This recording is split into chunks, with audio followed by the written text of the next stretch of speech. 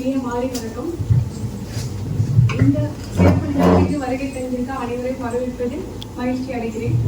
இன்று நமது நிறுவனத்திற்கு சிறப்பு விருந்தினராக வருகை தந்திருக்கும் திருமதி எல் கனகலட்சுமி அவர்களை வரவேற்பதில் மகிழ்ச்சி அடைகிறேன்.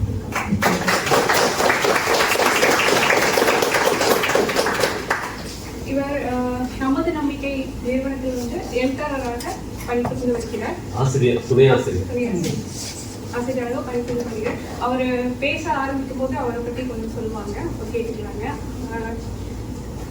இவங்க இன்னைக்கு வாழ்க்கை ஒரு இலக்கல்ல இலக்கு என்ற தலைப்புல பேச வராங்க. அவங்களோட வாழ்க்கை அனுபவங்களையும் வாழ்க்கையை பார்க்கும் கோணங்களை பற்றி நம்ம கூட பகிர்ந்து கொள்ள போறாங்க.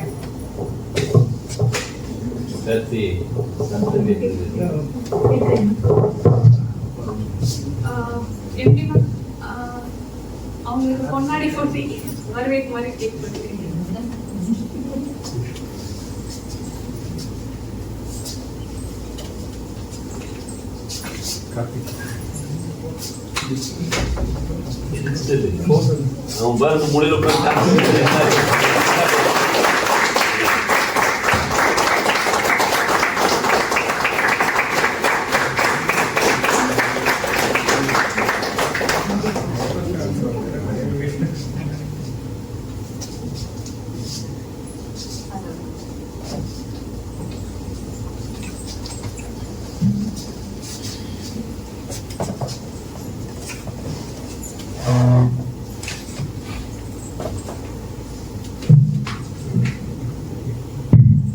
அனைவருக்கும் வணக்கம்.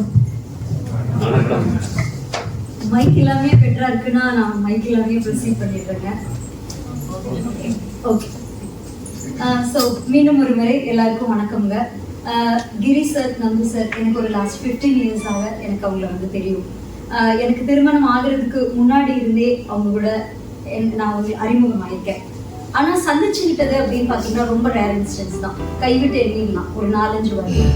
ஆனா இதுல என்ன ஒரு சுவாரஸ்யமான விஷயம் அப்படின்னு பாத்தீங்கன்னா, நான் சந்திச்ச அந்த 4-5 முறையும் அந்த நிமிஷத்துக்கு எனக்கு என்ன தேவையோ அந்த செய்தி எனக்கு அவங்க கிட்ட இருந்து கிடைச்சிருக்கு. இதுதான் இந்த பிரபஞ்சத்தினுடைய அழகு.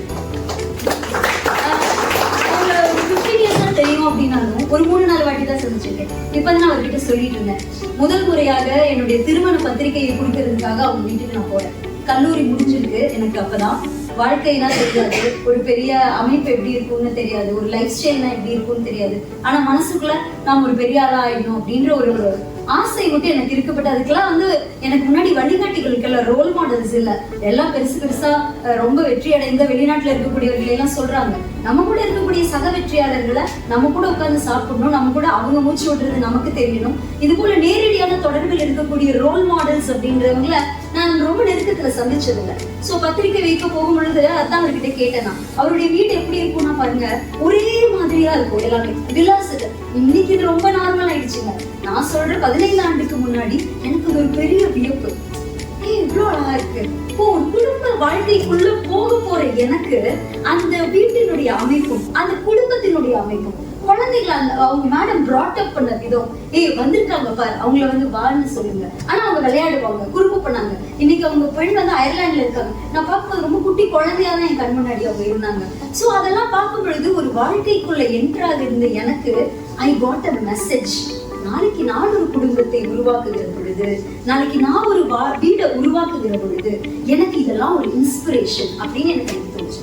இன்னொரு முறை நான் அவரை சந்திச்சும் பொழுது எனக்கு ஏதோ ஒரு ஆரோக்கிய ரீதியில ஒரு குறிப்பு அவர்கிட்ட எனக்கு கிடைச்சது. திரும்ப இப்ப ரீசெண்டா நாங்க வெற்றிவாசல்னு சொல்லி ஜான்வரியில ஒரு ப்ரோக்ராம் நடக்கும். நமது நம்பிக்கையினுடைய ஒரு ஆண்டு விழா மாதிரி அது நடக்கும்.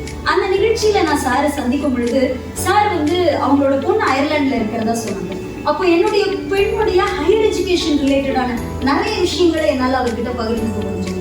ஸோ நான் சொல்ல வர்றது என்னன்னா நண்பர்களே, நாம் பார்க்கக்கூடிய ஒவ்வொரு மனிதர்கள், ஒவ்வொரு நபர் நம்ம ரொம்ப க்ளோஸா இருக்கணும், அவங்க கூட அன்றாட பழகணும், அதெல்லாம் இல்லை. வாழ்க்கை நமக்கு ஒருத்தரை அறிமுகப்படுத்துது அப்படின்னா இந்த வாழ்க்கை நமக்கு ஏதோ ஒரு செய்தியை ஏதோ ஒரு விதத்தில் சொல்றதுக்காகத்தான் நமக்கு அந்த மனிதர்களை நம்ம கிட்ட அனுப்புது அப்படிங்கிறது என்னுடைய மனப்பூர்வமான நம்பிக்கை. அதை நான் உங்ககிட்டயும் கடத்த முயற்சி பண்றேன். இப்போ அடுத்தது பாத்தீங்கன்னா இந்த நிகழ்ச்சியினுடைய தலைப்பு வாழ்க்கை ஒரு இலக்கல்ல இறகு. நான் இனிஷியலி இதுக்கு என்ன டைட்டில் கொடுத்தேன்னாங்க, வெற்றி ஒரு இலக்கல்ல இறகு அப்படின்னு தான் கொடுத்தேன். பாருங்க, இந்த டைட்டில் கொடுத்த அப்புறம் நல்லி எனக்கு மேடம் வந்து எனக்கு கூப்பிட்டுட்டு சொன்னாங்க, மேடம் இந்த தலைப்புல ஏதோ குறையுது அப்படின்றாங்க, நான் தான் ஏதோ தவறா குறிச்சுக்கிட்டேன்னு நினைக்கிறேன் அப்படின்னு என்கிட்ட சொன்னாங்க. நான் தலைப்பை அனுப்பிச்சது வாட்ஸ்அப்ல டைப் பண்ணி அனுப்பிச்சிருக்கேன். அவங்க தவறா குறிச்சுக்கிறதுக்கு வாய்ப்பே இல்லை. பாருங்க, தவறா குறிக்கேன்னா அதை ஸ்கிரீன்ஷாட் எடுத்து இவங்க தான் கொடுத்தாங்க சார்னு சொல்லலாம், அப்படியே ஃபார்வர்டு போட்டு ப்ரூவ் பண்ணலாம். நான் தான் கொடுத்தேன்றதுக்கு சகல சாட்சியங்கள் இருந்தாலும் அவங்க கிட்ட இருந்து வெளிப்பட்ட அந்த பண்பு பாருங்க, நான் தவறாக குறித்து கொண்டேன் அப்படின்னு நான் நினைக்கிறேன் அப்படின்னாங்க. நான் சொன்னேன், மேடம் நீங்க தவறா குறிக்கல, நான் தான் தவறா குறித்திருக்கேன். இது நளினியினுடைய தனிப்பட்ட பண்பா இல்ல இது இந்த நிறுவனத்தினுடைய கலாச்சாரமான்னு எனக்கு தெரியாது, ஆனால் இது மிக நிச்சயமாக பாராட்டுக்குரியது. நீங்க நினைக்கலாம், எங்க இந்த மாதிரி சின்ன சின்ன விஷயத்துக்கெல்லாமா பாராட்டிட்டு இருப்பீங்க. Yes, absolutely. இன்னைக்கு இப்படி ஒரு ஈவெண்ட் நடக்கணும் அப்படின்னாங்க, ஏஐ மூலமா ஒரு ஈவெண்ட்டை நீங்க ரொம்ப அழகா ஒரு ஏஐ ஏஜென்ட்டை வச்சு ஆர்கிடெக்ட் பண்ணி ரொம்ப அழகா இதை ஆட்டோமேட் பண்ணிடலாம். என் கேலண்டரை பிளாக் பண்ணலாம், எனக்கு ஒரு டாக்ஸி என் வீட்டு வாட்ஸ்அப் நோடி கரெக்டா நிறுத்தலாம். Everything can be done through AI. ஆனால் இந்த பண்பு நீங்க ஏஐ கிட்ட சொல்லி தர முடியாது.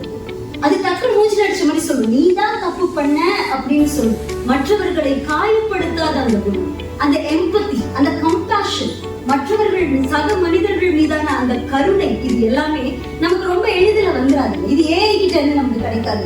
என்னதான் நீங்க தலைகீழ நின்னாலும், என்னதான் க்ளவுடே வந்து எவ்வளவு பிளகின்ஸை ரிலீஸ் பண்ணாங்க, இந்த மாதிரி ஒரு பிளகின் அவனால ரிலீஸ் பண்ணவே முடியாது. பாருங்க, சோ நாம இந்த மாதிரி சின்ன சின்ன நற்பண்புகள் எங்கெல்லாம் இருக்கோ அதை அங்கங்க அங்கீகரிக்க வேண்டியது ரொம்ப முக்கியமா இருக்கு. அது அங்கங்கே பாராட்ட வேண்டியது ரொம்ப முக்கியமா இருக்கு. அப்பதான் இது மாதிரியான நற்பண்புகளை நான் அடுத்த தலைமுறைக்கு கொண்டு போய் சேர்த்த முடியும், இல்லைங்களா? Nalini, I really appreciate. அப்போ உங்களுடையதெல்லாம் என்னுடையது. நான் தான் வந்து அந்த தலைப்பு கொடுத்தேன். ஆனா பாருங்க, இது ஓகே. இப்போ நான் ஒரு ஸ்பீக்கரா என் பிரச்சனையை சொல்றேன். எங்க வெற்றி ஒரு இலக்கல்ல இறகுன்றதுக்கும் வாழ்க்கை ஒரு இலக்கல்ல இறகுன்றதுக்கும் என்ன டிஃபரன்ஸ் இருக்கு? எதனால இவர் இப்படி சொன்னார்? இப்போ இந்த டாபிக் நான் ஒரு மணி நேரம் உங்ககிட்ட பேசணும்னா what is the difference that he found out, இல்லையா? அவருடைய அனுபவத்துல இதை திருத்தம் பண்றாரு அப்படின்னா என்னவா இருக்கும் அப்படின்னு நான் யோசிக்கணும், இல்லையா? இது என்னுடைய டாஸ்க், என்னுடைய சேலஞ்ச்.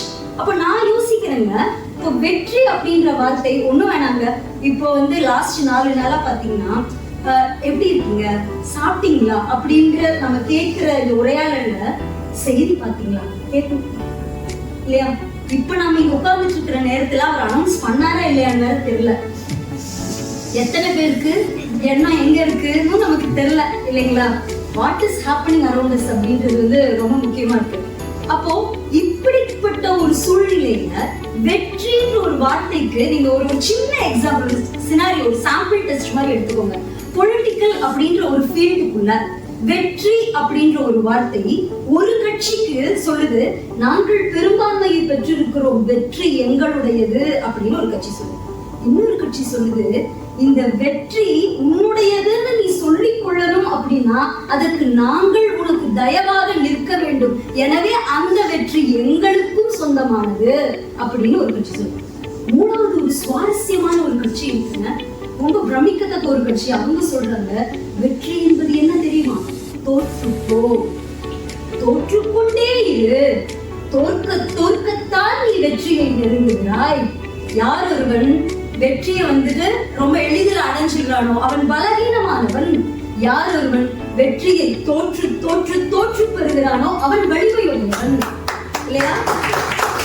அவன் சொல்றாருங்க, தோல்வி என்பது வெற்றியினுடைய தாய் அப்படின்னு டிக்ளேர் பண்றாரு. சோ பாருங்க, I just took a sample test. ஒரு சின்ன ஃபீல்டுல வெற்றி என்பதற்கான டெஃபினிஷன் இப்படி சிதறி கிடக்கும் பொழுது மத்த எவ்வளவு ஃபீல்ட்ஸ் இருக்கு இந்த உலகத்துல, எவ்வளவு தனி மனிதர்கள் நாம இருக்கோம். பாருங்க, இங்க வெற்றி என்பதற்கான வரையறை என்ன? ஒருத்தனுக்கு வெற்றி என்பது தான் எந்த செயலை செய்தாலும் அது மெட்டீரியலிஸ்டிக்கா பணத்துல போய் முடியணும், அப்பதான் அவனுக்கு அது வெற்றி. இன்னொருத்தன் இருக்கான், இன்னொரு கேட்டகரி பீப்புள், அவங்களுக்கு எப்படின்னா வெற்றி என்பது பணம் இல்லைங்க, குடும்பத்துல அமைதி இருந்தா இன்னொரு செட் ஆஃப் பீப்புள் இருக்காங்க. சரி, எனக்கு எதுவுமே வேணாங்க, உடல் ஆரோக்கியம் கொடுத்தா போதும், இந்த உலகத்துல எல்லாத்தையும் நாங்க சாதிச்சிடுவோம், ஆனா எனக்கு உடல் ஆரோக்கியம் வேணும், இது என்னுடைய வெற்றி இல்லைங்களா? இன்னும் இதை நீங்க அப்படியே சிம்பிளிஃபை பண்ணிட்டே போங்க. கடைநிலையில நம்ம படிக்காத, நம்ம கூட இருக்கிற சக மனிதர்கள், நம்ம காய்கறி விற்கிறவரு, ஏதோ ஒன்று விற்கிறவருக்கு அப்படி இல்லை, எங்க வீட்டுல எனக்கு சொந்த வீடே இல்லைங்க, கிட்டத்தட்ட ஒரு 30-40 வருஷம் ஆச்சு, எனக்குன்னு ஒரு சொந்த வீடு வேணும். பாருங்க, அவருடைய வாழ்நாள் வெற்றியினுடைய டெஃபினிஷன் அப்படின்றது ஒரு சொந்த வீடு, சொந்த வீட்டுக்கான கனவு. அப்போ வெற்றி என்கிற அந்த வார்த்தையினுடைய பிரமாண்டம் மனிதருக்கு மனிதர் மாறுகிறது இல்லைங்களா? வெற்றி என்பதனுடைய அந்த அர்த்தம் மனிதருக்கு மனிதர் வேறுபடுகிறது. வெற்றி என்கிற வார்த்தையினுடைய ஆழம் மனிதருக்கு மனிதர் மாற்றம் அடைகிறது அப்படின்னு சொல்லும் பொழுது இந்த வெற்றியை இலக்கல்ல இறகு அப்படின்னு நான் சொல்லுவது நம்பலாம். அந்த வகையில நான் ஒப்புக்கொள்கிறேன், வாழ்க்கை ஒரு இலக்கல்ல இறகுன்னு ஒரு வகையில் நாம் இதை சொல்லலாம். சரிங்க, வாழ்க்கையை இலக்கு இல்ல அப்படின்னு சொல்லிட்டோம் அப்படின்னா இலக்குனா என்னன்னு எனக்கு தெரிஞ்சுக்கணும், right? When I say my life is not an ambition or goal, I need to know what is goal. Need to know what is goal. நான் ரொம்ப சிம்பிளா உங்ககிட்ட கேட்கிறேன். இப்போ இத நாம பேசும் பொழுதே உங்க மனசுல 1000 எண்ணங்கள், so many, ஒரு 50-40 பேர் இருக்கும் அப்படின்னா இதுல ஒரு 80% தான் நீங்க பிசிக்கலாகவும் மென்டலாகவும் பிரசன்டா இருக்கீங்க. I agree, இது human nature. 20% of the people you are physically present, mentally absent ஆக இருக்கக்கூடிய அத்தனை வாய்ப்புகளும் இப்போ இந்த ஹால்ல இருக்கு. நமக்குள்ள ஆயிரக்கணக்கான இல்ல லட்சக்கணக்கான எண்ணங்கள் ஓடிட்டு இருக்கு. நமக்கு முன்னாடி இருக்கக்கூடிய ஆன்மீக குருக்கள் நமக்கு சொல்வது கூட இந்த ஸ்டில்னஸ் பிராக்டிஸ் பண்ணுங்க அப்படின்றதுதான். பட் அது வேற விஷயம். பட் அகைன் கமிங் ஹியர், இந்த எண்ணங்கள்ல எது இலக்கு எது ஆசை அப்படின்னு நமக்கு பிரிக்க தெரியுமா? நான் உங்ககிட்ட ஒரு கொஸ்டின் கேட்கிறேன். நான் என்ன எழுத்தாளர் அப்படின்னு நளினி அறிமுகப்படுத்தினாங்க. எனக்கு நான் கடந்த ஆண்டு எழுதின புத்தகத்திற்கு ஒரு விருது வாங்கணும்னு ஒரு எண்ணம், எனக்குள்ள ஒரு எண்ணம். இது ஆசையா இலக்கா? நீங்க சொல்லுங்க. ஒரு புத்தகம் எழுதியிருக்கேன், அந்த புத்தகத்துக்கு நான் விருது வாங்கணும்னு நான் எனக்குள்ள ஒரு எண்ணம். இந்த எண்ணம் ஆசையா இலக்கா? ஓகே,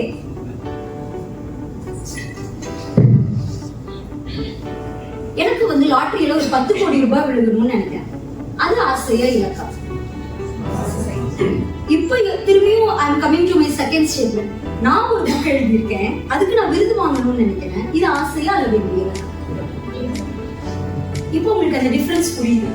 இப்போ நான் ஒரு 10 கோடி ரூபாய் விழுகணும்னு நினைக்கிறேன், ஆசையா இலக்கானா கிளியரா சொல்றோம், ஆசை. ஒரு புக் எழுதியிருக்கேன், விருது வாங்கணும், இலக்கு அப்படின்னு சொல்லுவோம். இப்போ பாருங்க, வாழ்க்கை இவ்வளவு சிம்பிள் கிடையாது. நீங்க நினைச்சவே உங்க மனசுக்குள்ள இருக்கிற ஒரு எண்ணத்தை இப்படி எடுத்து வச்சுட்டு நீ ஆசையா இலக்கா அப்பெல்லாம் பைஃபர்கேட் பண்ணவே முடியாதுங்க. மோஸ்ட் ஆஃப் தி டைம்ஸ் ஆசை இலக்காகவும் இலக்கு ஆசையாகவும் கன்ஃபியூஸ் ஆகக்கூடிய பல வாய்ப்புகள் நம்ம முன்னாடி இருக்கு. ஆனா இப்ப நான் உங்க முன்னாடி ஒரு 2 ஸ்டேட்மெண்ட் கொடுத்தேன், இதை ஆசையணும் இதை இலக்கணும் அப்படின்னு நீங்க சொல்றீங்க அப்படின்னா எந்த அடிப்படையில உங்களால இதை பிரிக்க முடியுது அப்படின்னு கேட்கிறேன். I given 2 statements. லாட்டரி விழுகணும்னு நினைக்கிறேன், நீங்க சொன்னீங்க ஆசை. ஒரு விருது வாங்கணும் அப்படின்னு நான் நினைக்கிறேன், இது இலக்கு. எந்த அடிப்படையில இதை நீங்க பிரிச்சீங்க அப்படின்னு ஏதாவது ஒரு தமிழோடு இருக்கும் இல்லையா?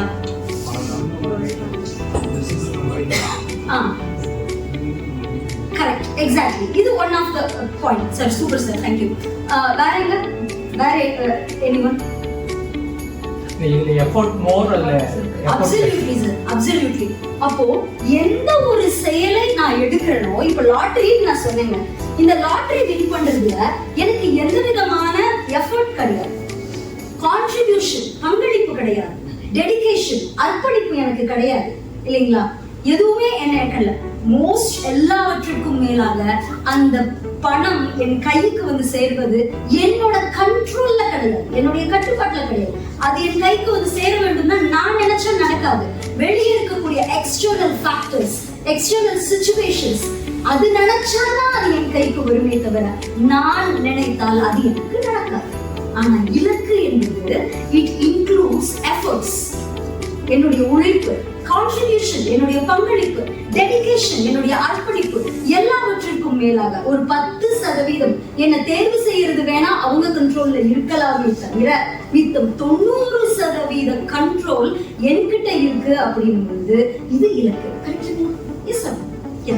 சோ இந்த அடிப்படையில தான் நம்ம ஒரு விஷயத்தை இலக்கணும், நம்ம இந்த விஷயத்தை ஆசைன்னு பிரிக்கிறோம். இப்ப ரொம்ப இயல்பா நமக்குள்ள வரக்கூடிய அடுத்த கேள்வி என்னன்னா, ma'am situation most of the times எப்படி இருக்கு அப்படின்னா, நாங்க எஃபர்ட்ஸ் போடுறோம், கான்ட்ரிபியூட் பண்றோம், நான் டெடிகேட்டடா தான் இருக்கேன், எனக்கு ஒரு ஆம்பிஷன் இருக்கு, for example I want to get promoted அப்படின்னு நான் நினைக்கிறேன், ஆனா இது நடக்கல. Is that mean I have faced the failure, நான் தோற்று போய்விட்டேன் என்று அர்த்தமா? நீங்க சொல்றீங்க உழைப்பு, பங்களிப்பு, அர்ப்பணிப்பு எல்லாவற்றுக்கும் மேல ஒரு கண்ட்ரோல்ல இருக்கும் அப்படின்னா இது இலக்குக்கான எல்லா அம்சங்களும் நிறைந்தது. இது எல்லாமே நான் பண்ணிட்டேங்க, என் மனசாட்சிக்கு பொதுவாக சிறப்பா பண்ணிட்டேன், ஆனா நான் நினைச்ச அந்த ப்ரமோஷன் எனக்கு வரல. Does that mean நான் தோற்று போய்விட்டேன் என்று அர்த்தமா? ரொம்ப இயல்பாக நமக்கு வரக்கூடிய கேள்வி. நான் சொல்றேங்க, நமது நம்பிக்கையில பணியாற்றும் பொழுது நான் நிறைய தொழில் முனைவர்கள், அதுக்கப்புறம் வெற்றியாளர்கள் எல்லாம் வந்து சந்திச்சு அவங்க எல்லாம் வந்து நேர்காணல் பண்ண அந்த அனுபவம் வந்து எனக்கு உண்டு. கோவையில இருக்கக்கூடிய ஒரு புகழ்பெற்ற தொழில் முனைவர், ரொம்ப பெரிய வெற்றியாளர், சரிங்களா? அவருடைய நிறுவனத்துல குறைஞ்சது ஒரு 3000 பேர் வேலை பார்க்கறாங்க. அப்பேற்பட்ட மாமனிதரை எனக்கு நேர்காணல் பண்ணக்கூடிய வாய்ப்பு எனக்கு கிடைச்சது. அவர் கிடைக்கும் பொழுது நான் அவர்கிட்ட கேட்ட ஒரு கேள்வி, ஒன் ஆஃப் தி கொஸ்டின் என்ன அப்படின்னா, சார் 3000 பேர் வந்து வேலைக்கு வச்சிருக்கீங்க, அதுல பீப்புள் மேனேஜ்மெண்ட் அப்படின்றது வந்து இன்னைக்கு வந்து ஒரு பெரிய ஒரு கீ ஃபேக்டர், ஒரு நிறுவனத்தினுடைய வெற்றியை முடிவு செய்வதுல பீப்புள் மேனேஜ்மெண்ட் அப்படின்றது ஒரு கீ ஃபேக்டர். இது வந்து ஒரு பெரிய சேலஞ்சாவும் நம்ம முன்னாடி நிற்கும் பொழுது இதை எப்படி சார் எதிர்கொள்றது அப்படின்னு கேட்டேன்.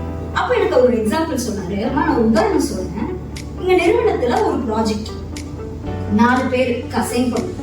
4 பேருமே சரிக்கு சமமான உழைப்பு, சரிக்கு சமமான பங்களிப்பு, சரிக்கு சமமான அர்ப்பணிப்பு, சரிக்கு சமமா புட்டிட்டு இந்த கண்ட்ரோல் அவனோட பெஸ்ட் நம்ம அது கொடுத்துட்டான். ஆனா இப்ப நிறுவனத்துக்கு பாருங்க, இந்த 4 பேரை யாரும் ஒருத்தனதான் ப்ரமோட் பண்ணும். ஏன்னா அவனுக்கு பல நிர்வாக சிக்கல்கள் எங்களுக்கு இருக்கு. நிர்வாக சிக்கல்னா ஒருத்தர் ஹெச்ஆர் பாலிசின்னு இருக்கலாம், ஹைரார்கிக்கல் இருக்கலாம், ஒரு நிறுவனத்துக்கு இவ்வளவுதான் டெசிக்னேஷன்ஸ் இருக்கணும் அப்படின்ற ஹெச்ஆர் லிமிடேஷன்ஸ் அவங்களுக்கு ஏகப்பட்டது இருக்கலாம். இத்தனையும் இருக்கிற பொழுது எங்களுக்கு இருக்கிற சிக்கல் என்ன அப்படின்னு பாத்தீங்கன்னா, ஒருத்தவங்களை தான் ப்ரொமோட் பண்ண முடியும். அப்போ ஒரு நிறுவனமாக நாங்க என்னெல்லாம் பார்க்கிறோம் அப்படின்னா, இந்த 4 பேர்ல ஒருத்தருக்கு இப்பதான் குழந்தை பிறந்திருக்கு, இப்பதான் குழந்தை பிறந்திருக்கு, நாங்க என்ன பண்ணுவோம், அவருடைய தேவை கருதி அவருக்கு ஒர்க் ஃப்ரம் ஹோம் ஒரு ஆப்ஷன், இது எங்க நிறுவனத்துல நாங்க யாருக்குமே கொடுத்ததில்லை, அரிதிலும் அரிதாக அவருக்கு நாங்கள் கொடுத்தோம். ரெண்டாவது, இந்த 4 பேர்ல ஒருத்தருக்கு பே ஸ்கேல் ரொம்ப அதிகம், இது மற்ற 3 பேருக்கும் தெரியாது, பட் எங்களுக்கு தெரியும் நிறுவனமாக இவருடைய பே ஸ்கேல் ரொம்ப அதிகம். மூன்றாவது ஒரு நபர் இருக்காரு, அவர் எப்படின்னு பாத்தீங்கன்னா, அவர் வந்து நிறுவனத்திற்கு என்ன தேவையோ அந்த துறையில பணியாற்றல, எனக்கு இந்த துறை தான் விருப்பம்னு கேட்டு வாங்கினார். நாங்க எங்க இருந்தா அவர் ஹாப்பியா இருக்கோம், அங்க இருந்து நல்ல ப்ரொடக்டிவிட்டியை கொடுக்கட்டும்னு சொல்லி இந்த ஒரு ஃபெசிலிட்டி அவருக்காக கொடுத்தோம். இப்ப 4வது இருக்கக்கூடிய நபருக்கு எந்த விதமான ஒரு கூடுதலான நாங்க எந்த ஒரு பெனிஃபிட்ஸையும் கொடுத்ததில்ல. சோ கன்சிடரிங் எவ்ரிதிங், இதெல்லாம் நான் சொல்றது ஒரு பேட்டி நீங்க கேக்குறீங்க, ஒரு என்னால சொல்ல முடிஞ்சது இந்த பேட்டியில சொல்றேனே தவிர இதற்கும் அப்பாற்பட்டு பல விஷயங்களை அனலைஸ் பண்ணி தான் ஒரு டெசிஷனை லீடராக நாங்கள் எடுக்கிறோம் அப்படின்னு சொல்றோம். சார் இந்த எக்ஸ்பிளனேஷன் நல்லா இருக்கு, இப்ப 4 பேர்ல ஒருத்தனா நான் இருந்து நீங்க இந்த எக்ஸ்பிளனேஷனை சொல்லி இருந்தா என்னதான் இருந்தாலும் எனக்கு ஒரு ஏமாற்றம் நேர்மையா, இந்த ஏமாற்றத்தை சார் என்ன சார் பண்றது அப்படின்னா, பியூட்டிஃபுல்லா சொன்னாருங்க. என்ன சொன்னாரு, நாம் ரோஜாக்களை வளர்க்க விரும்பினால் முட்களை ஏற்றுக்கொள்ள வேண்டும். நாம் ரோஜாக்களை வளர்க்க விரும்பினால் முட்களை நாம் ஏற்றுக்கொள்ள வேண்டும் அப்படின்னு சொல்லிட்டு இன்னொரு ரொம்ப பியூட்டிஃபுல்லா ஒரு எக்ஸாம்பிள் சொன்னாரு. என்ன சொன்னாருன்னா, ரெண்டு சிஸ்டர்ஸ் இருக்காங்க, அவங்க வந்து ஒரே ஒரு ஆரஞ்சு பழம் இருக்குமா, இந்த ஆரஞ்சு பழத்தை 2 பேத்துக்கும் சரிசமமா பிரிச்சு கொடுக்கணும்ன்றது டீல். இப்ப எளிமையா என்ன பண்ணலாம் நீங்க சொல்லுங்க,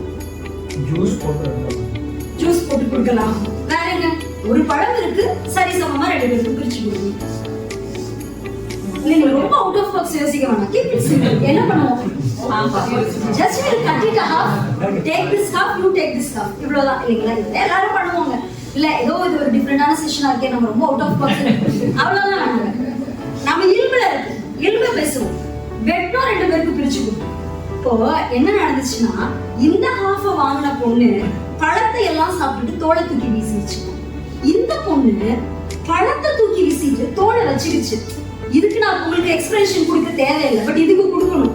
இந்த பொண்ணுகிட்ட ஏமா இப்படி பண்ண அப்படின்னு கேட்டா அந்த பொண்ணு சொல்லுது, சம் ஃபேஷியல் இந்த பியூட்டி ரிலேட்டட் ப்ராடக்ட்ஸ் பண்றதுக்கு எனக்கு பழம் தேவையில்லை, எனக்கு தோல் இருந்தா போதும், அதனால நான் வீசிட்டேன். இப்போ அவர் இந்த இன்டர்வியூ கொடுத்த அந்த வெற்றியாளர் என்ன சொல்றாரு பாருங்கம்மா, ஒரு நிறுவனம் இந்த மாதிரி ஒரு தற்காலிகமான ஒரு சொல்யூஷனுக்குள்ள லேண்ட் ஆகணும் அப்படின்னா it's very easy.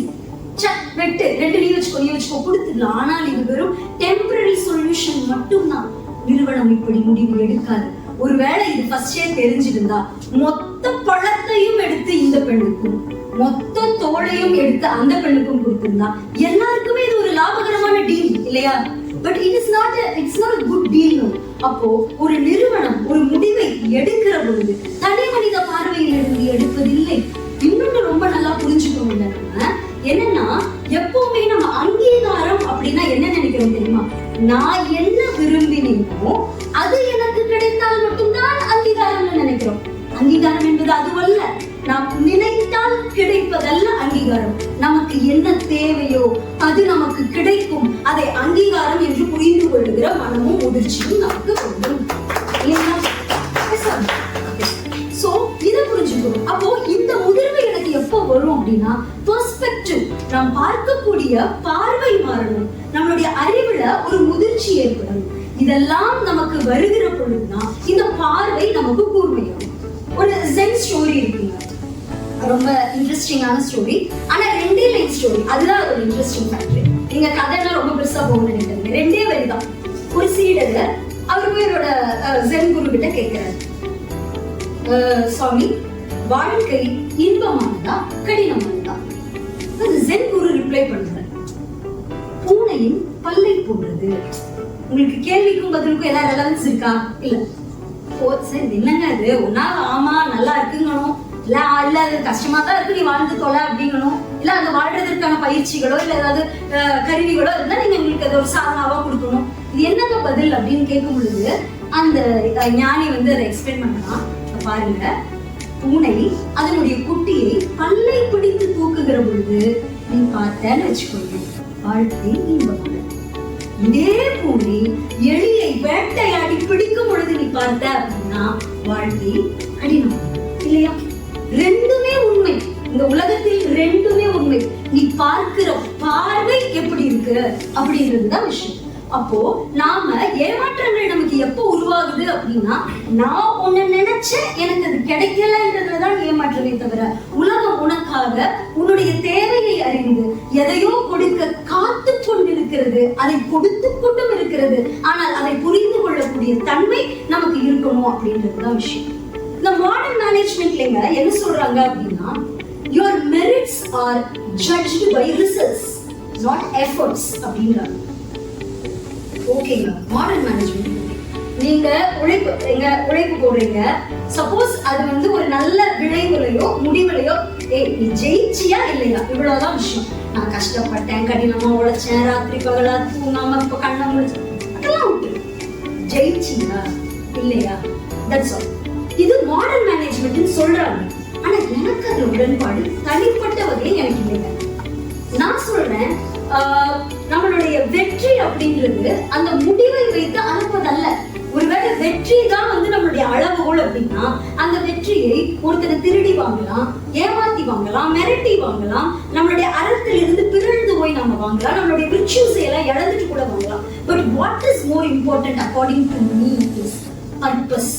What is the purpose behind what we do? நான் செய்யக்கூடிய ஒரு செயலுக்கு பின்னால் இருந்த நோக்கம் என்ன? ஒரு ஆப்பிரிக்கன் ஒரு பழமொழி ஒன்று இருக்குது. என்னன்னா, சிங்கமும் மானும் 2ம் சேர்ந்து ஓடுது. ஓகே, 2ம் சேர்ந்து ஓடுது. பெரும்பாலான நேரங்களில் இந்த ஓட்டத்தில் வெல்வது மான் தான். நம்ப மாட்டோம், பட் பழமொழி இப்படிதான். பெரும்பாலான நேரங்களில் இந்த ஓட்டத்தில் வெல்வது மான் தான். ஏனென்றால் சிங்கம் உணவுக்காக ஓடுகிறது, மான் தன்னுடைய வாழ்க்கைக்காக ஓடுகிறது. ஓட்டம் ஒண்ணுதான், நோக்கம் வேற. உங்களுக்கு புரியுதா? அப்போ நாம ஒரு விஷயத்தை செய்கிறோம் அப்படின்னா அதோட ரிசல்ட்டை மட்டுமே எப்பவுமே கண்ணில் வச்சுக்காதீங்க.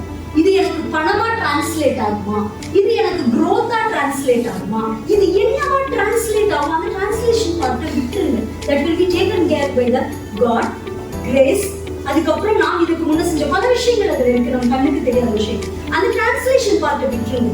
Have the good intention. இது சரியாக நான் செய்து முடிக்கிறேன்னா that part is very very important. பாருங்க, நான் வந்து வீடு கட்டணும்னு நினைக்கிறேன். இது நல்ல எண்ணம் தானே, இதுல ஒன்றும் தவறு கிடையாது. ஆனா ஏன் எனக்கு நடக்க மாட்டேங்குது, இன்னொருத்த வீடு கட்டணும்னு நினைக்கிறான், அவனுக்கு நடக்குது அப்படின்னா நீங்க பாருங்க, இந்த பர்சன் ஏ கிட்ட போய் உனக்கு ஒரு வீடு வேணும் அப்படின்னா அதற்கான காரணம் என்னன்னு கேளுங்க. சொல்லுவாரு, பாருங்க எங்க சொந்தக்காரன் 4 பேர் இருக்காங்க, 4 பேர் சொந்த வீட்டுல இருக்காங்க, எனக்கு இல்ல. ஓகே, ஆனா இதே பர்சன் பி கிட்ட வந்து எதுக்கு உங்களுக்கு சொந்த வீடு வேணும், என் குடும்பத்தினுடைய பாதுகாப்புக்கு என்ன சொல்லுங்க. என்னுடைய குடும்பத்துல எனக்கு வந்து படிக்கிற பழக்கம், வாசிப்பு பழக்கம் இருக்கு. என்கிட்ட ஒரு 500 புத்தகம் இருக்கு, அது வைத்து கொள்ள எனக்கு இடம் இல்லை, வாழ்றதுக்கு இடம் இல்லை. அப்ப நாளைக்கு நான் ஒரு வீடை நான் கட்டமைக்கும் பொழுது அங்க எனக்கு ஒரு நூலகம் வேணும்னு எனக்கு ஒரு கனவு இருக்கு. இந்த கனவை நனவாக்கணும் அப்படின்னா எனக்கு ஒரு சொந்த வீடு தேவை அப்படின்னா இதெல்லாம் நான் ஆர்டிபிஷியலா கிரியேட் பண்ற ரீசன்ஸ் தான். பட் நான் இங்க சொல்ல வர விஷயம் என்ன அப்படின்னா, நோக்கம், இந்த நோக்கத்துல மற்றவர்களை திருப்திப்படுத்தவும் என்னுடைய பிரஸ்டீஜை நான் நிலைநாட்டிக்கவும் தான் அங்க நோக்கமா இருக்கு. ஆனா பர்சன் பி கிட்ட இருக்கக்கூடிய நோக்கம் தனக்கான நோக்கம், மற்றவர்களுக்கானது இல்ல, மற்றவர்களை திருப்திப்படுத்துவதற்காக இல்ல, தன் குடும்பத்தினுடைய தேவைகளை, தன்னுடைய தேவைகளை யார் ஒருத்தர் நோக்கமாக வைத்திருக்கிறாரோ அவனுக்கு அது நடக்கும் அப்படிங்கிற எண்ணம். So when we have so many thoughts, அது எப்போ அது வெற்றியாக கன்வெர்ட் ஆகும் அப்படின்னா நமக்கு நல்ல நல்ல நோக்கங்களும் நல்ல நல்ல எண்ணங்களும் இருக்கும். இங்க ஏராளமான பெண்கள் இருக்கீங்க, இணைய வழியாக இருக்கீங்க. இந்த பெண்கள் அப்படின்னு சொல்லும் பொழுது என்ன சொல்றாங்கன்னா, இந்த நற்பண்புகளினுடைய ஒரு மூலம் தான் பெண்கள். அது எந்த நற்பண்புகளாக?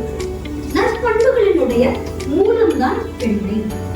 ஒருத்தர் மேல அக்கறை காட்டுறது, ஒருத்தர் மேல அன்பு செலுத்துறது, ஒருத்தர் மேல பாசமா இருக்கிறது, இது வந்து பெண்மை அப்படின்னு ரொம்ப சிம்பிளா டெஃபைன் பண்றாங்க.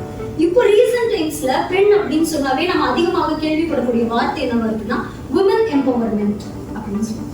எம்பவர்ட் விமன் அப்படின்னு சொல்லுவாங்க. இங்க பாருங்க, எம்பவர்டு விமன் அப்படின்றது ஜெயந்தி நான் சொல்லுவாங்க இந்த விஷயங்கள் எல்லாம். எம்பவர்டு விமன் அப்படின்றது வந்து நான் வளர்ச்சி அடைந்த பெண்மணின்னு அர்த்தம். ஆனா இது பெண்மைக்கான தன்மையே இல்லை. பெண்மைக்கான தன்மை என்ன தெரியுமா? எம்பவரிங் விமன் அப்படின்றதுதான்.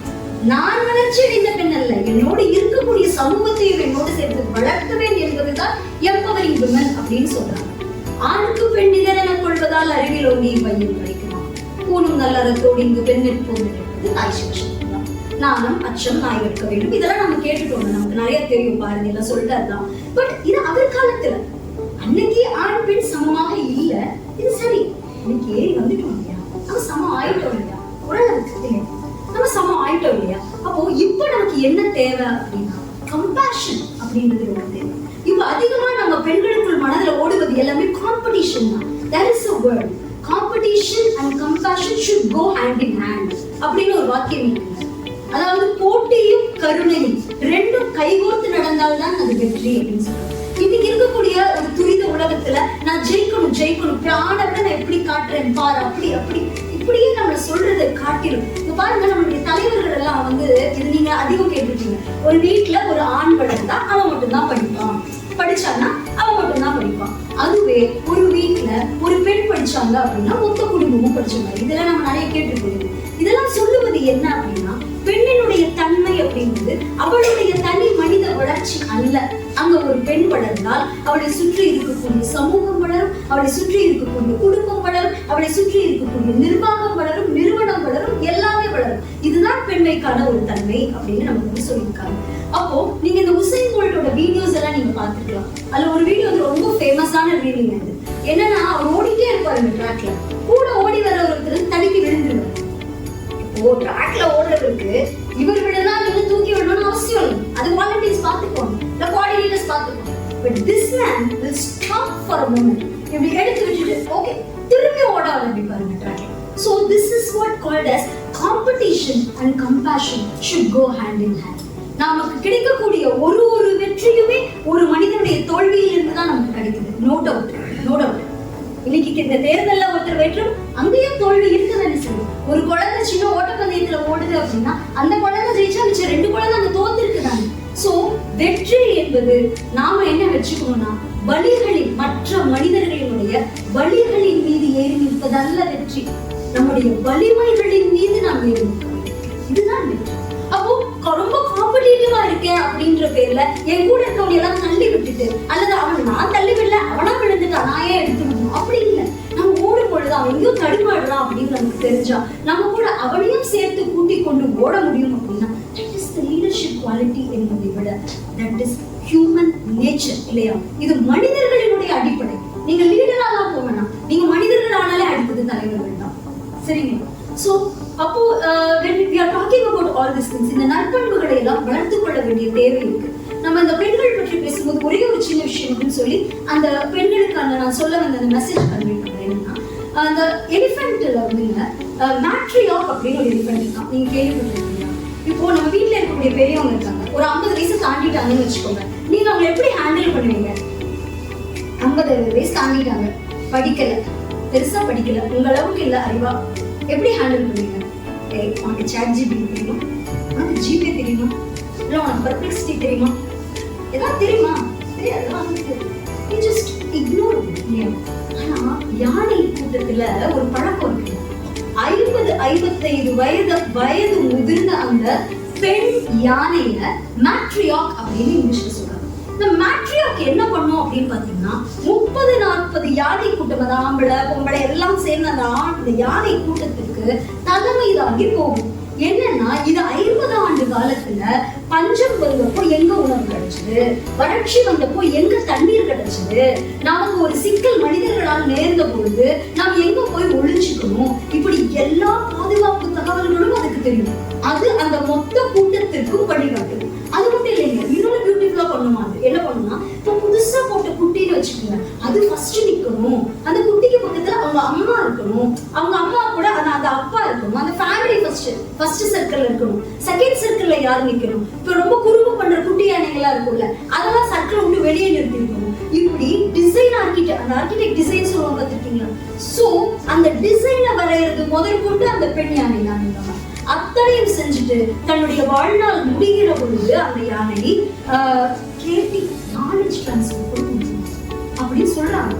பாருங்க, ஒரு பெண்மையினுடைய தன்மை அப்படின்றது தன்னிடத்தில் இருக்கக்கூடிய அறிவை பகிர்ந்து கொடுக்குது, தன்னிடத்தில் இருக்கக்கூடிய அன்பை பகிர்ந்து கொடுக்குது, தன்னிடத்தில் இருக்கக்கூடிய கருணையை பகிர்ந்து கொடுக்குது. இது இயற்கை ஒவ்வொரு உயிரினங்களின் வழியாகவும் நமக்கு சொல்லிக் கொடுத்து கொண்டே இருக்கக்கூடிய ஒரு பாடம் இல்லைங்களா? சோ நாம எப்பெல்லாம் நம்ம ஒரு இயங்குகிறோமோ அப்பெல்லாம் நமக்குள்ள இந்த கருணை இருக்கணும் அப்படின்றத நாம வந்து எப்பவுமே நம்ம மனசுல வச்சிருக்க வேண்டியது ரொம்ப அவசியமா. இதுல ரொம்ப முக்கியமான ஒரு பாயிண்ட் என்ன அப்படின்னா, கல்வின்றது இட்ஸ் நாட் டிகிரின்றாங்க. What is that? It is facing the challenge. எப்படி நீங்க இந்த சவால்களை, அதுதான் அந்த மேட்ரியார்க் நமக்கு கற்றுக் கொடுக்கக்கூடிய பாடம். மேட்ரியார்க் கிட்ட கல்வி இல்லை, ஆனா தன்னை சுற்றி இருக்கக்கூடிய சவால்களை எப்படி எதிர்கொள்வது அப்படின்ற அந்த அறிவு இருக்கு. That is called as education அப்படின்னு சொல்றாங்க. அந்த எஜுகேஷனை நீங்க அடுத்த தலைமுறைக்கு கொடுங்க. அப்போ இன்னைக்கு பிரச்சனைகள் இல்லாத ஒரு வாழ்க்கை கிடையவே கிடையாது.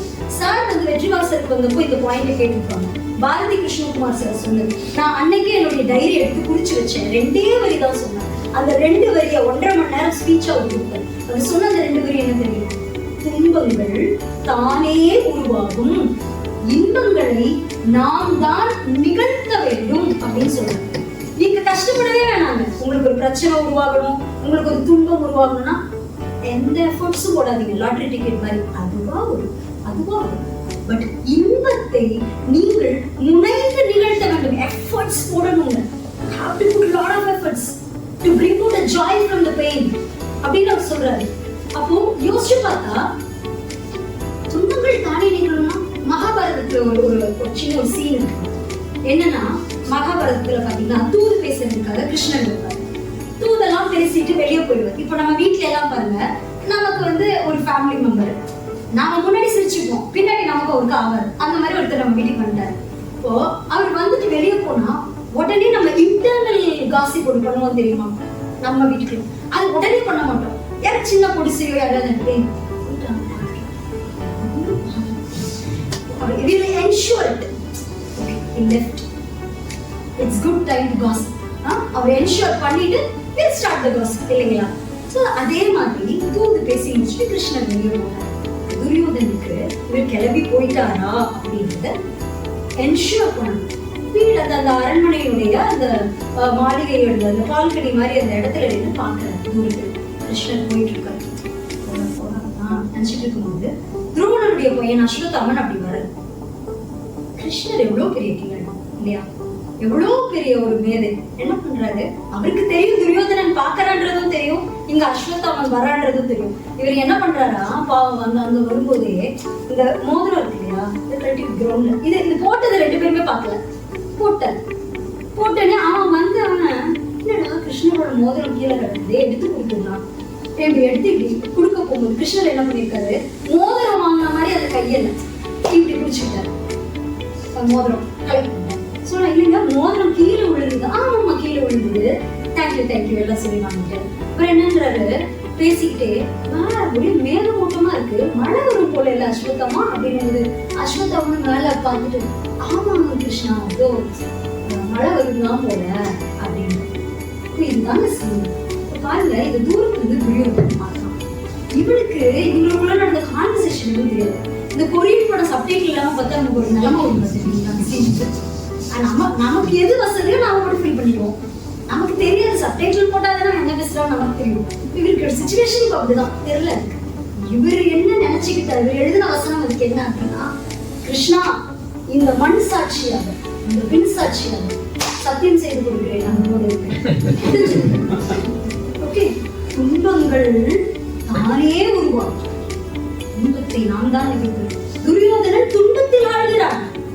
துரியோதனனுக்கு ஸ்ட்ரெஸ் ஆகும். நீங்க இன்னைக்கு சூழல் எல்லா வேர்டுமே டிப்ரெஷன், ஸ்ட்ரெஸ், ஓவர் திங்கிங் உடம்புக்காக. அதுல ஒரு ஆர்டிகிளே எழுதணுங்க நாங்க நமது நம்பிக்கையில. ஆர்டிகிள் பேரே இதுதான், ஓவர் திங்கிங் உடம்புக்காக. என்ன இன்னைக்கு இருக்கவங்களுக்கு இவ்வளவு பிரச்சனை இருக்கு, ஃபேனை பார்க்கணும் விழுந்துருமோ மண்டையில, போன் சார்ஜ்ல போடணும். நேற்றுதான் ஒரு ரீல்ஸ் பார்த்தோம், சார்ஜ்ல போட்டா போன் வெடிக்கும்னா நான் வேற நைட் ஃபுல்லா போட்டு போன் வெடிச்சிருப்போம். ஃபிளைட் கிராஷ் வேற இப்பதான் நடந்தது. நான் வேற வெரி ஃபர்ஸ்ட் டைம் ஃபிளைட்ல போறேன். வீட்டுக்கு நான் தான் ஒரே ஆள் வேற, ஏதாவது ஆயிடுமோ. ஓவர் திங்கிங் துரியோதனுக்கும் நடந்தது, நமக்கும் நடந்தது, இது எல்லாருக்குமே நடக்கும். அப்போ துன்பங்கள் தானே நிகழ்கின்றன, இன்பத்தை நாம் நிகழ்த்த வேண்டி இருக்கிறது இல்லையா. This is the power of negativity அப்படின்னு சொல்றாங்க. Last 2-3 points ஓட just rewind this. So this நம்ம பேசக்கூடிய வார்த்தைக்கும் நம்ம யோசிக்கக்கூடிய எண்ணங்களுக்கும் இதுக்குதான் ரொம்ப சக்தி இருக்கு அப்படின்னு சொல்றாங்க. ஒரு ப்ரொஃபசர் ஒருத்தர் இந்த மாதிரி எல்லாரும் நிறைஞ்சிருக்கக்கூடிய ஒரு ஸ்டூடெண்ட் ஹால்ல என்ன பண்றாரு அப்படின்னு பாத்தீங்கன்னா, எல்லாருக்கும் ஒரு கொஸ்டின் பேப்பர் டிஸ்ட்ரிபியூட் பண்றாரு. அதுல ஒரே ஒரு கேள்விதான் இருக்கு. அந்த மாணவர்கள் வந்து அந்த ஒரு கேள்விக்கு ஆன்சர் எழுதுனா போதும். இந்த மாதிரி வந்து ஒரு பியூர் A4 ஷீட் கற்பனை பண்ணிருந்தாங்க. Pure A4 sheet. அந்த A4 ஷீட்ல நடுவில் ஒரு டாட் வச்சு எல்லாருக்கும் டிஸ்ட்ரிபியூட் பண்றாரு. டிஸ்ட்ரிபியூட் பண்ணிட்டு ஒரே ஒரு கொஸ்டின், என்ன கொஸ்டின் அப்படின்னா, இந்த பேப்பரில் இந்த காகிதத்தில் நீங்கள் எதை பார்த்தீங்களோ எழுதுங்க. இவ்வளவுதான் கொஸ்டின். 199 பேர் என்ன எழுதியிருக்காங்க, என்ன எழுதியிருப்பாங்க? நான் சொன்ன மாதிரி அவுட் ஆஃப் பாக்ஸ் திங்கிங் நம்ம இயல்பா பேசுவோம். நம்ம என்ன எழுதுவோம், புள்ளி தெரியும். அதுதான் ஆல்மோஸ்ட் கரெக்ட் ஆன்சரும் கூட. புள்ளி ஏதாவது கருப்பு புள்ளி தெரியுது. இது எல்லாத்தையும் வாங்கி படிச்சு வச்சுட்டு ப்ரொஃபசர் திரும்பி எல்லாத்தையும் கேட்டாங்க. பாருங்க, ஒரு காகிதம் இருக்கும், ஒரு புள்ளி இருக்கு, உங்கள்கிட்ட என்ன கேட்கணும், இந்த காகிதத்தில் உங்களுக்கு என்ன தெரியுது எழுதுங்கள் அப்படின்னு சொல்லுவோம். இப்போ பறந்து விரிந்து விஸ்தாரமாக இருக்கக்கூடிய இந்த காகிதத்துல கண்ணுக்கு தெரியாத அந்த கரும்புள்ளி உங்கள் கண்களுக்கு தெரிகிற போது பறந்து விரிந்து அப்படியே விஸ்தார பிரம்மாண்டமா இருக்கக்கூடிய இந்த வெள்ளை நிறம் ஏன் உங்கள் கண்களுக்கு தெரியவில்லை அப்படின்னு கேட்கிறேன். இது ஒரு மைண்ட் அவேக்கனிங் ஆன ஒரு தாட் தான், கரெக்ட் தான். So this is the power of negativity அப்படின்னு சொல்லி துன்பங்கள் உருவாகிக்கிட்டே இருக்கும். நாம தான் எச்சரிக்கையாக நம் நோக்கத்தை, நம் எண்ணத்தை சரியாக வைத்திருக்க வேண்டிய தேவை இருக்கு. ஒன்றும் இல்லை, நீங்க வந்து உங்களுக்கு ஒரு ப்ராஜெக்ட் அசைன் பண்ணியிருக்காங்க, இரவு பகலா உழைச்சிருக்கீங்க, அந்த ப்ராஜெக்ட் ஏதோ அவார்டா என்னமோ வாங்கிச்சு, எல்லாமே ஒரு கற்பனை கதை தான் வச்சுக்கோங்க. இப்போ நீங்க வின் பண்ணிட்டீங்க, உங்களை அப்படியே மொத்த ஹாலும் சேர்ந்து நின்று இன்னைக்கு வந்து உங்களை வந்து பாராட்ட போகிற ஒரு ஈவெண்ட் வந்து நடக்க போகுது. நீங்க என்ன பண்றீங்க, ஒரு ஹேர் கட் பண்ணிட்டு புதுசாக உள்ள வரும்போது செக்யூரிட்டி நான் உங்களுக்கு ரொம்ப பழக்கம்னு வச்சுக்கோங்க, பழக்கமா தான் இருப்பாரு. என்னங்க இப்படி போயிட்டு ஹேர் கட் பண்ணிட்டீங்க, நல்லாவே இல்லை தம்பி, பிடிச்சது இல்லை. அவருக்கு அடுத்தது உங்க ஃப்ரெண்டு யாராவது என்னப்பா என்னடா இது விளங்கவே இல்லையடா, ஏன்டா முடிஞ்சது. இது விட்டுருங்க, பெண்கள்னா இன்னும் சுவாரஸ்யம், முடியெல்லாம் வெட்ட வேணாம், இப்படி எடுத்து வகுடுங்க, நீங்க இப்படி எடுக்கல என்ன கன்றாது செட்டா முடிஞ்சதுன்னா அந்த ப்ராஜெக்டோட மொத்த லீடும் நீங்க தான். இன்னைக்கு வந்து உங்களுக்கு 1 lakh கேஷ் பிரைஸ் எல்லாமே நடக்க போகுது. மொத்த ஆடு உட்கார்ந்து இருக்கு, உங்க பேர் சொல்லி எந்திரிங்க அப்படின்னு சொன்னா நீங்க எந்திரிச்சு நிற்கும் பொழுது உங்களுடைய உள்மனம் உங்ககிட்ட சைடு வந்து நான் எடுத்தேன் அப்படின்னா உங்களுடைய மொத்த வெற்றி கொண்டாட்டத்தையும் உங்கள் ஒரு சின்ன விமர்சனம் சீர்குலைக்கும் அப்படின்னா we need to be aware of our thoughts. நாம் தான் நம் எண்ணத்தின் மீதும் நம்மளுடைய மன ஓட்டத்தின் மீதும் எச்சரிக்கையாக இருக்க வேண்டும். இந்த பிரபஞ்சம் உங்களுக்கு தட்டிலே வெற்றியை வைத்துக் கொண்டு மறுதட்டிலே விமர்சனத்தை வைத்துக் கொண்டு காத்து கொண்டிருக்கிற பொழுது இந்த ரெண்டில் எதை தேர்வு செய்கிறீர்கள் அப்படின்றது உங்க மனசுக்குள்ள ஓடுற அந்த எண்ண ஓட்டம். நம்ம சொன்னோம் இல்லையா, நீங்க பூனையாக இருந்தால் குழந்தையை தூக்குகிறதை பார்க்க போறீங்களா இல்ல எண்ணெய் போக போறதை பார்க்க போறீங்களா? உங்களுடைய பார்வை உங்களுடைய எண்ணத்தை பொறுத்துதான் நீங்க இந்த பிரபஞ்சத்துக்கிட்ட இருந்து உங்களுக்கு கிடைக்கிற அந்த கிஃப்ட நீங்க வாங்கிக்கிறீங்க. இது சார்ந்து ஒரு ஸ்பீக்கர் ஒருத்தர் வந்து ஒரு ஹால்ல வந்து ஒரு நல்ல ஒரு உரை நிகழ்த்துறாருன்னு வச்சுக்கோங்க. ஒரு 1000 பேர் அமர்ந்திருக்கக்கூடிய ஒரு பிரம்மாண்டமான அறையில பெரும் பேச்சாளர் நல்லா பேசுறாங்க. பேச பேச ஒரு சுவாரஸ்யமான ஒரு ஜோக் ஒன்று சொல்றாங்க. இந்த ஜோக் சொல்லும் பொழுது மொத்த அரங்கமும் விழுந்து விழுந்து விழுந்து சிரிக்குது. ஏன்னா அந்த பேச்சாளர்களுக்கு ஒரு சந்தோஷம், அப்படி சிரிச்சா கைத்துனாலும் எங்களுக்கும் மோட்டிவேஷனா தான். அவங்களுக்கும் அப்படி இருந்திருக்கு. இவர் என்ன பண்ணிட்டாரு, ஓவர் இன்ஸ்பயர் ஆயிட்டாரு. ஆயிட்டு 2 பாயிண்ட் சொல்லிட்டு திரும்பி அதே ஜோக்க ட்ரைப் அதே ஜோக்க சொல்றாரு. இப்போ ஹால் என்ன பண்றாங்க, இன்னும் அது நல்லா தான் இருக்கு அந்த joke. Half of the hall சிரிக்குது. திரும்பியும் அந்த இன்ஸ்பிரேஷன் வரவே 2 பாயிண்ட் திரும்பி 3rd quarter of the hall சிரிக்குது. 4th டைம் போய் போய் அந்த ஜோக் 10 வாட்டி 15 வாட்டி முடிஞ்சு மாதிரி நம்ம மாதிரி இருக்கக்கூடிய அப்படின்னு சொல்லி மனநிலை வெளியே இந்த பார்த்திபன் படத்துல யாருக்கும் தெரியும் சுண்டல் போச்சு. ஏன்னா டைரக்டா இப்ப எதுவுமே பண்ண முடியாது. அப்படி ஒரு மனநிலையில தான் எல்லாம் உட்காந்துட்டு இருக்காங்க. நீங்க யாரும் அப்படி இல்லைன்னு just ensure it it's not like that God's grace. Okay, so அப்படி ஒரு மனநிலையில இருக்காங்க. சோ on that point அந்த ஸ்பீக்கர் பாஸ் பண்ணிட்டு இந்த பேச்சை பாஸ் பண்ணிட்டு அவருக்கு பல்ஸ் பெரிய பேச்சாளர்களுக்கு இந்த ஹால்ல எத்தனை பேர் தூங்குறாங்கன்னு தெரியும், எத்தனை பேருடைய கண்கள் நம்ம கண்கள் கூட கான்டாக்டுக்கு வருதுன்னு தெரியும். தேனோ கடுப்புல இருக்கான்னு மிக நிச்சயமாக அவருக்கு தெரிஞ்சிருக்கும். ஸோ என்ன பண்ண நிறுத்திட்டு சொல்றீங்க பாருங்க, ஒரு ஜோக் சொன்னேன், 1 வாட்டி சொன்னேன் சிரிச்சிங்க, 2 வாட்டி சொன்னேன், 3-4 வாட்டி குறைஞ்சு இப்போ எண்ட்ல என்ன ஆயிடுச்சுன்னா சிரிச்ச விஷயம் உங்களுக்கு கோபமா வேற ஒரு எமோஷனா அது கன்வெர்ட் ஆயிடுச்சு. பட் இப்ப நான் உங்ககிட்ட என்ன கேட்கிறேன், உங்களுக்கு வீட்டுல என்னைக்கோ நடந்த ஒரு துக்கம் 10 வருஷத்துக்கு முன்னாடி நீங்க பாருங்களேன், எங்க வீட்டுல இந்த பெரியவங்களா அடிக்கடி சொல்லுவாங்க, இன்னைக்கு நினைச்சாலே அழுகாங்க சொல்லி கேட்டுக்கோங்களா, இன்னைக்கு நினைச்சாலும் பெருமையா சொல்லுவாங்க. What is there to be proud? இல்லையா, இது நம்மளுடைய பலவீனம் இல்லையா? சிரிப்பு என்பதும் எமோஷன் தான், அழுகை என்பதும் எமோஷன் தான். ஆனால் இந்த சிரிப்பை ஒரு தடவைக்கு மேல உங்களால சிரிக்க முடியல, எமோஷனே வேறையா கன்வெர்ட் ஆகுது. ஆனால் இந்த அழுகை, இந்த துக்கம், இந்த துன்பம், இந்த பவர் ஆஃப் நெகட்டிவிட்டி எத்தனை தடவை நினைச்சாலும் எனக்கு அழுக வரும் அப்படின்னா what's there to be proud? You need to be cautious about your emotion. இல்லையா, நான் என்னுடைய எண்ணத்தின் மீது மிக மிக கவனமாக இருக்க வேண்டும். கரெக்ட்டுங்களா? எல்லாமே எமோஷன்ஸ் தான். இது ஓகே, உங்களுக்கு ஒரு துன்பம் நடந்துச்சு, மிக நிச்சயமாக அழுகணும் தான். படத்துல சொல்ற மாதிரி ரூம் போட்டு அழுங்க, வேதனைப்படுங்க, வருத்தப்படுங்க. அது 1 நாள் 2 நாள் 1 வாரம் 1 மாசம் எடுத்துக்கணும். அழுதாச்சு முடிச்சாச்சுன்னா just come with it. handful of lessons இருக்குங்க, அது நம்ம விட முடியாது, அது காலத்துக்குமான ஒரு பாடம். ஆனா அந்த எமோஷன்ல இருந்து வெளியே வர முடியும் இல்லையா? we have the lesson with us. அப்போ இது ரொம்ப ரொம்ப முக்கியம். நம்மளுடைய எண்ணத்தின் மீது கவனம் நம்ம வைக்கிற பொழுது நம்மை சுற்றி இருக்கக்கூடிய இந்த விமர்சனம், இந்த பவர் ஆஃப் நெகட்டிவிட்டியை தாண்டி வர்றது ரொம்ப முக்கியம். நம்ம முன்பு சொன்ன அதையே நான் திரும்ப சொல்றேன், துன்பங்கள் நிகழ்ந்து கொண்டே இருக்கும், துன்பத்தை நாம் தான் நிகழ்த்த வேண்டும் அப்படின்னு நம்ம சொல்றோம். அப்போ நம்ம நிகழ்த்த வேண்டிய தேவை இல்லை. இதை நிகழ்த்துறதுல கடைசி ஒரே ஒரு விஷயம் சொல்றேன். நமக்கு ஒரு டிஸ்ட்ராக்ஷன் இருக்கு, நிறைய டிஸ்ட்ராக்ஷன்ஸ் இருக்கு. ரொம்ப முக்கியமா இது இந்த சைக்கோ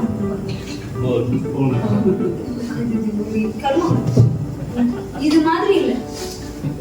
நான் ஒரு உதாரணம் கேட்கிறேன். நாமெல்லாம் சின்ன குழந்தையா இருக்கும்போது திருவிழாக்கெல்லாம் போவோம்.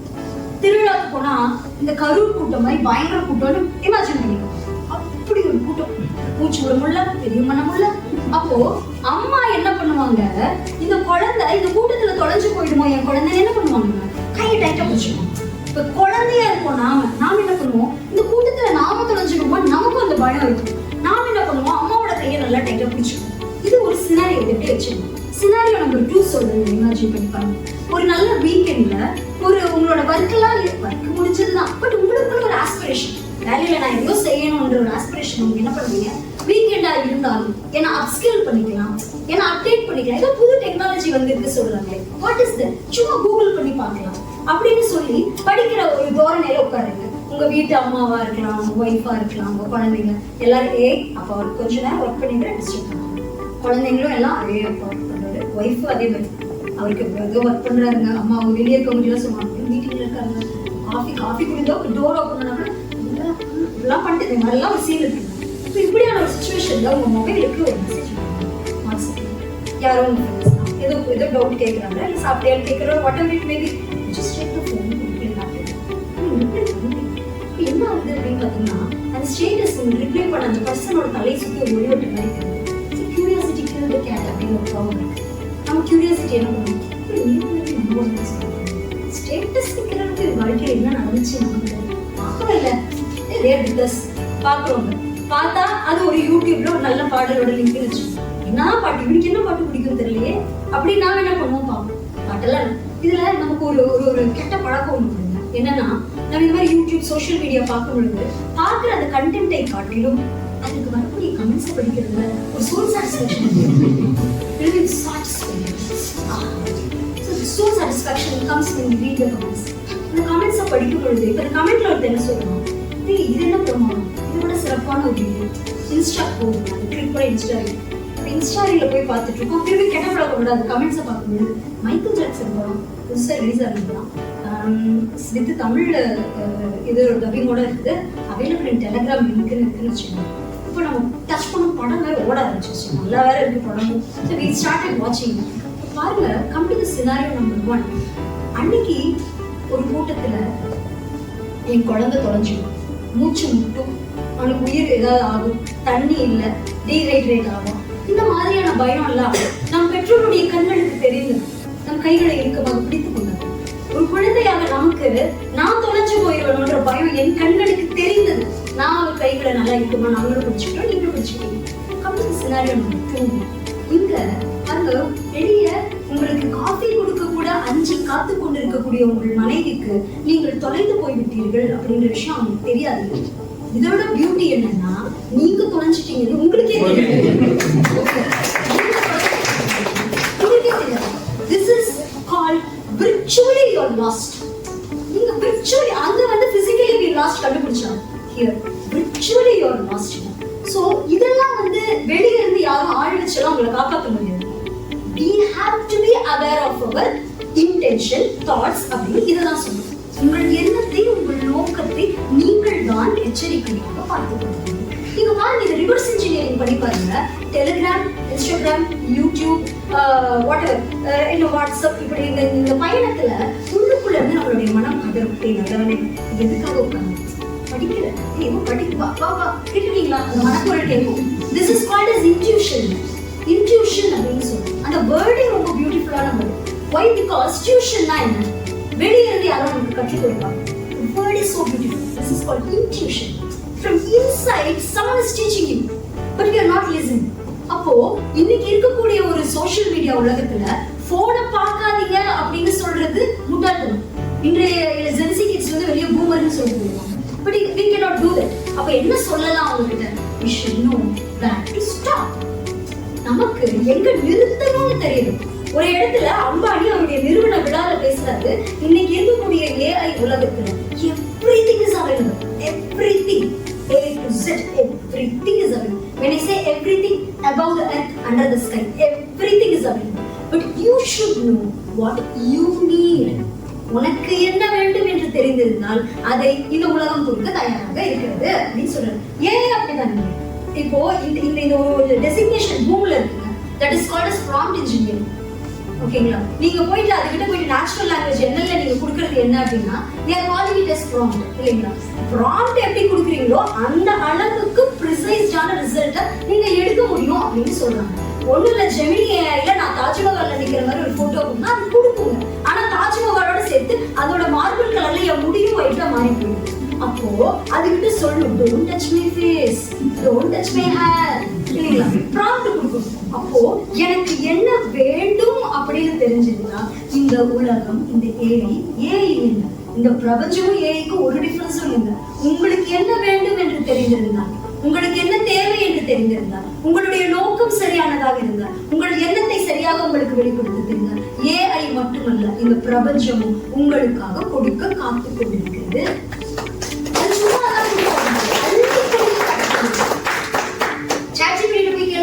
ஒரு லைன்ல ஆன்சர் சொல்லும், 9 லைன்ல சொல்லும். நாமளால இருக்கணும், வேணாம் வேணாம் எல்லாம் வேணாம் இல்லையா?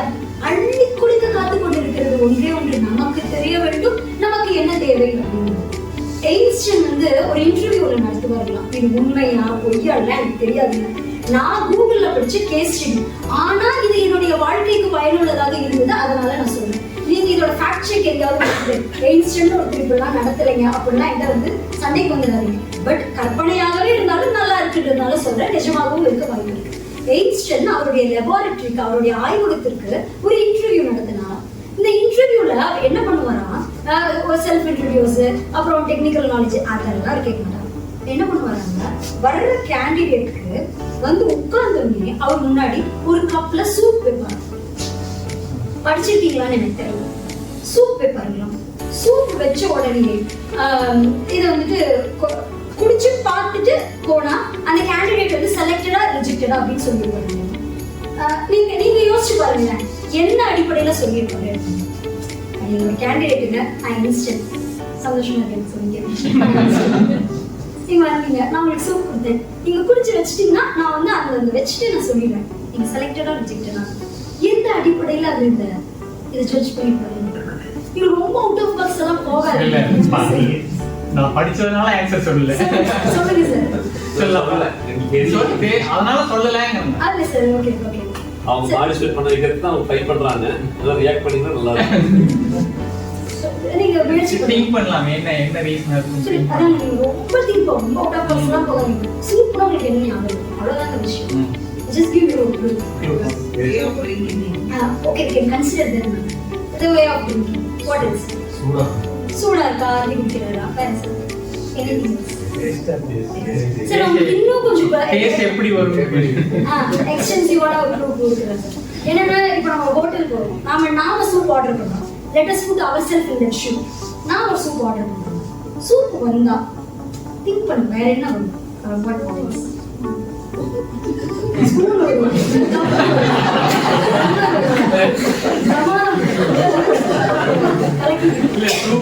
சூப் கப்ல தான் வரும் சொல்லாம ஸ்பூன் வரும்.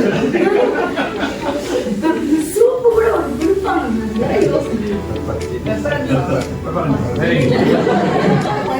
அவ்வளவுதான். So salt and pepper இல்லைங்களா? I just go to the directly go to the முடியல. So என்னன்னா அவர் என்ன பண்ணுவாருன்னா, அவர் சொல்றாரு சால்ட் சூப் வருது. நமக்குள்ள இருக்க நிறைய பேருக்கு இருக்க ஹேபிட் என்னன்னா, சூப் வந்துருச்சு அப்படின்னாவே சால்ட்டையும் பெப்பரையும் அதோட தலையை நல்லா கவுத்து கொட்டி கலக்கி குடிச்சுடுவாங்க. நாம இப்படி பண்ணோன்னா இன்ஸ்டன்ட் நம்ம ரிஜெக்ட் பண்ணிருப்போம்.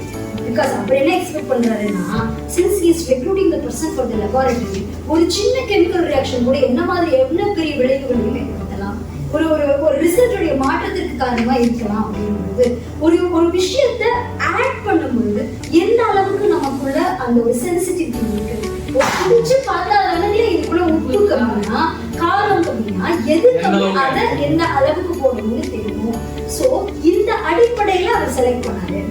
இது ஓகே இல்ல. சோ இதுக்கும் இங்கேயும் என்னங்க மாட்டை கொண்டு வந்து என்ன மரத்துலங்க கட்ட போறீங்க அப்படின்னு நினைச்சீங்கன்னா, அதுக்கு அந்த கேஸ் ஸ்டடியிலேயே அவர் கீழே என்ன எழுதியிருக்காருன்னா, இது கேஸ் ஸ்டடி, பட் இது நமக்கு உணர்த்தக்கூடிய செய்தி என்ன அப்படின்னா, இது வெறும் சூப்புக்கும் எயின்ஸ்டைன் லெபார்டரிக்குமான விஷயம் இல்லை, நம்மளுடைய வாழ்க்கைக்குமே வந்து இது ஏற்புடையதான ஒரு விஷயம் என்னன்னு பார்த்தீங்கன்னா, நாம ஒரு லைஃபை அணுகிட்டு சொல்லுது.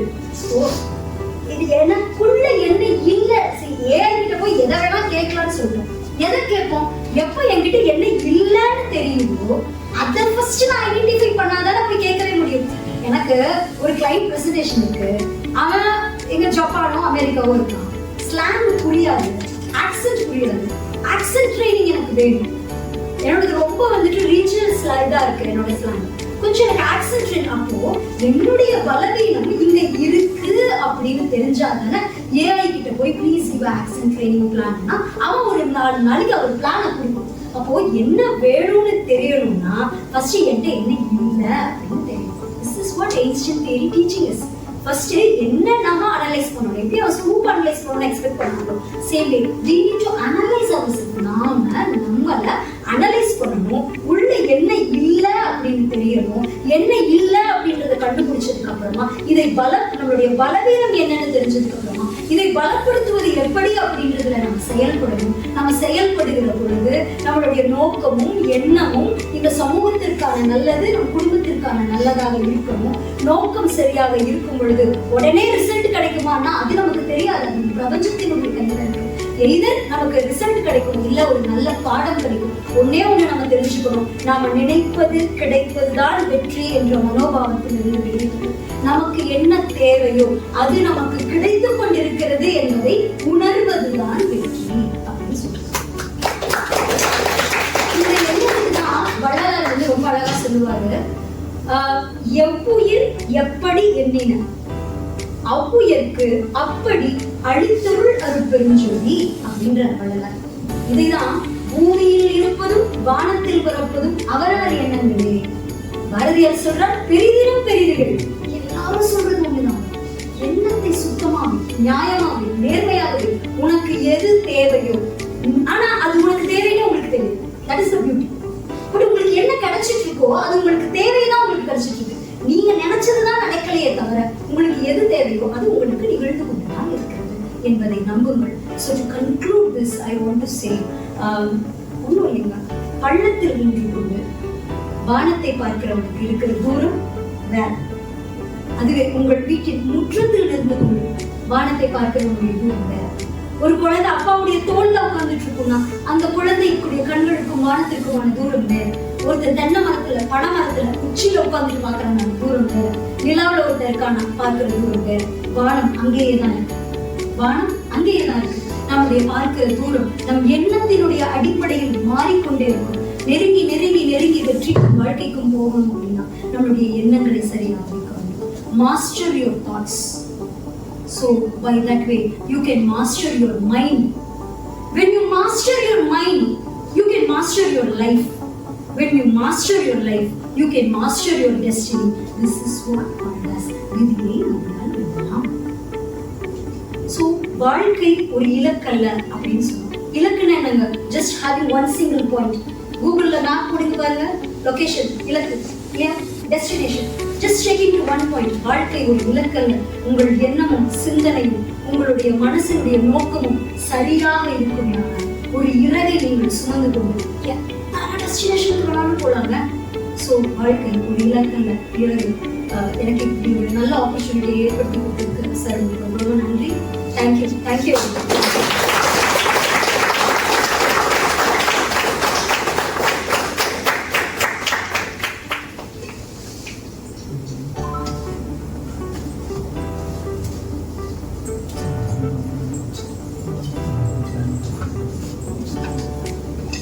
மூலம் பலரின் மனதிலும் எழுச்சியை ஏற்படுத்திய திருமதி எல் கனகலட்சுமி அவர்கள் இன்று அவரின் உரையின் மூலம் நமது மனதிலும் எழுச்சியை ஏற்படுத்திப்பார் என்று நம்புகிறேன். நன்றி தெரிவித்துக் கொள்கிறேன். நமது நிமிடத்தின் சார்பாக